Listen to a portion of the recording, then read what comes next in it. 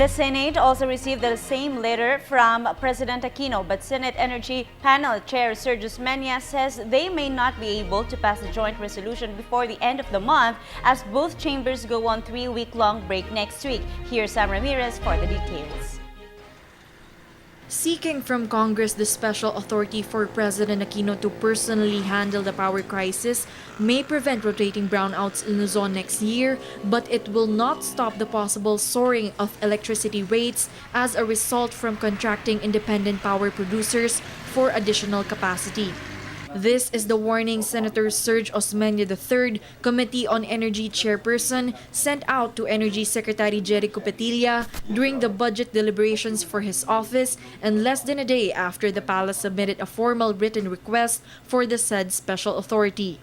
Inupuan ng Presidente ng 1.5 months, pagpadala ng sulat kahapon. Gusto niya by the end of this month? No, sir. Have to protect the Filipino people. Hindi naman basta-basta nang magbibigay kami ng power, ng emergency powers, no? Alam naman natin ang nangyari noong 1992, di ba? We want to make sure that the people know what the price will be. Osmeña is referring to the time when then-President Fidel Ramos was accorded emergency powers to address the power crisis back in 1993. In effect, he authorized the granting of licenses to private power producers without the need to undergo the bidding process. This unfortunately resulted to high power rates. Petilla said 6 billion pesos, which will be sourced through the Malampaya Fund, will be needed to address the looming power crisis. This will be used to contract independent power producers to meet the estimated 300 megawatts power shortage. Now, the extra cost that will be passed on to consumers will depend on the market price of the power producers that will be contracted. This is a temporary proposal and there is a subsidy involved. Alam mo, pag may power crisis at nagbigay tayo ng libreng kuryente, lahat kayo magdadasal ng power crisis para libre. So we're not talking about free electricity.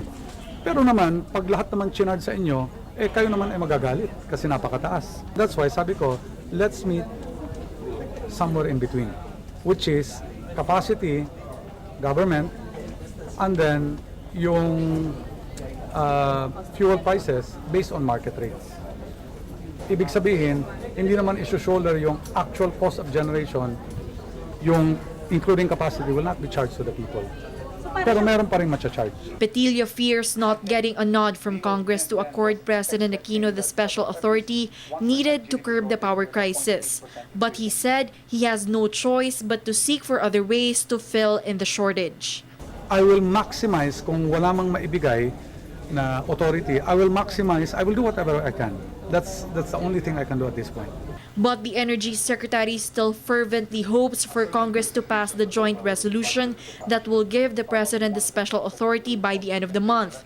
But it is unlikely since the Senate is set to start their 3-week-long break next week.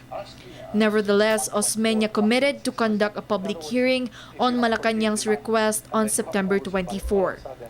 For the People's Television, Sam Ramirez.